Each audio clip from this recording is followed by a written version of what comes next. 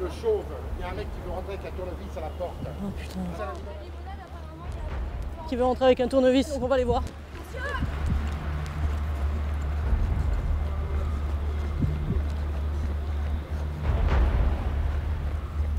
Oh!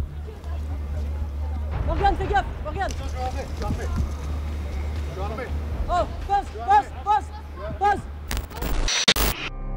À Paris, la BST de Catherine redescend les Champs-Élysées en direction de sa station de police. Voilà. Fin de service, d'ici un petit quart d'heure. Voilà, c'est terminé pour aujourd'hui. Mais il reste encore un peu de temps avant de raccrocher l'uniforme. Et sur les Champs-Élysées, on n'est jamais à l'abri d'une surprise de dernière minute. Sur le chemin du retour, Anne croise une connaissance. C'est la sécurité du Fouquet's. Le Fouquet's, c'est le restaurant le plus célèbre et le plus réputé des Champs-Élysées. Très vite, Anne se rend compte qu'il y a un problème. À la limonade, le chauve, il y a un mec qui veut rentrer avec la tournevis à la porte. Oh putain. C'est où? Juste à la limonade. Qui veut rentrer avec un tournevis? Un tournevis pour poignarder? Bah peut-être pour... on sait pas trop pourquoi, donc on va les voir. Catherine est très inquiète. Elle envisage déjà le pire et espère que personne n'a encore été poignardé. Il faut atteindre l'entrée du Fouquet's au plus vite.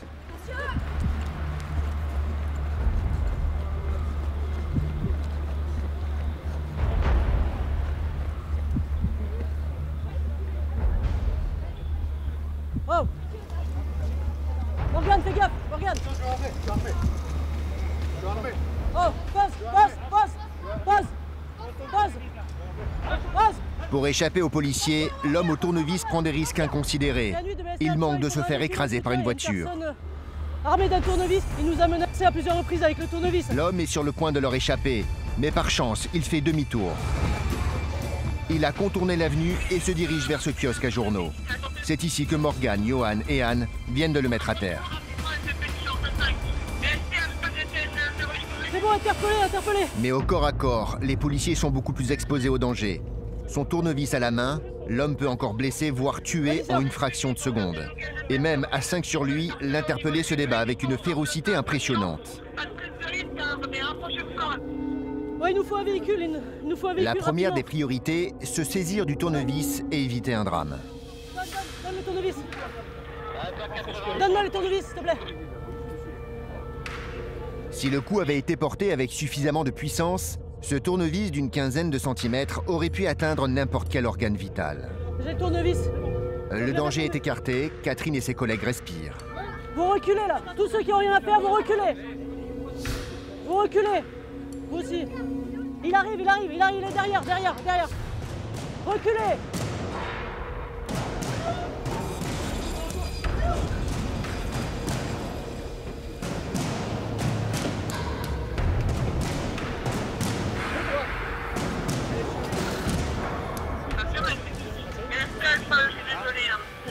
J'aurais besoin de plus d'informations concernant l'individu. Est-ce qu'on connaît les intentions de cet individu pour vouloir pénétrer dans le Fouquet's avec un tournevis? Est-ce que vous avez consommé de l'alcool, monsieur? Non, j'ai pas eu le temps. Ah, vous avez Cet pas le homme de temps. 50 ans est d'origine roumaine. Il a tenté de voler un parfum dans la boutique du restaurant. Pris en flagrant délit, il s'est fait sortir immédiatement par les vigiles. Humilié et avec l'envie de se venger, il est revenu au Fouquet's armé d'un tournevis. L'homme n'a pas l'air de vouloir se reprendre, bien au contraire. Il fanfaronne même auprès des forces de l'ordre. Oh oui, bien sûr, t'as raison, t'inquiète pas. Il n'y a rien d'autre, t'inquiète pas, j'en ai vu d'autres. Il faut te faire, t'as failli mourir. T'inquiète pas, j'en ai vu d'autres. Comment T'inquiète pas t'étais pour ça. KO? Comment t'étais J'ai KO? regardé, y'a rien. T'étais mort. Hein? Il y a une pièce? Je sais pas, puis regardez, on verra. Mais je suis pas un assassin. Oh, t'es fou. Ah, non. Je suis pas un assassin, tu comprends? Mais t'aurais pu mourir. C'est écrit, moi. T'es exposé trop là.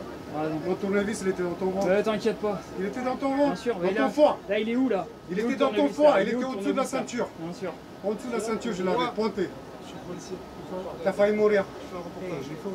Je dis merci Seigneur.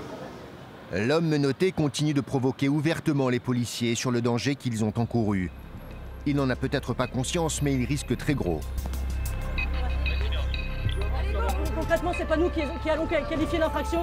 Pour l'instant, nous, on va mettre ça sur des menaces avec arme par destination, des menaces contre des fonctionnaires de police aussi, donc ça peut jouer également pour une aggravation. Maintenant, ses intentions, on les connaît pas, on sait pas exactement ce qu'il voulait faire. Est-ce qu'il est alcoolisé ou est-ce qu'il est pas, ou est-ce qu'il a pas toutes ses facultés mentales? Ça aussi, on ne sait pas, ce sera à déterminer. Donc,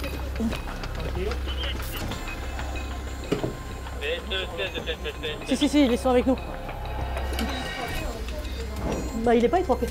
Pour Catherine et ses collègues, la journée a été plus longue que prévu. Voilà. Il y a une heure, je vous disais que c'était fini. Ben non, en fait, c'est pas fini. Voilà. Ça continue, ça voilà, de la journée. Jusqu'à la dernière minute, on peut être appelé, on peut tomber sur quelque chose, on peut aider quelqu'un, on peut se faire menacer, on peut y avoir n'importe quoi en fait.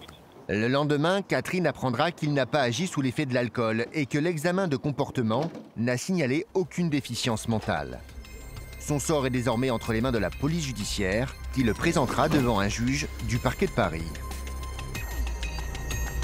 À Paris, pour l'heure, fin de mission pour Catherine et ses collègues. Une autre unité de la BST a déjà pris le relais.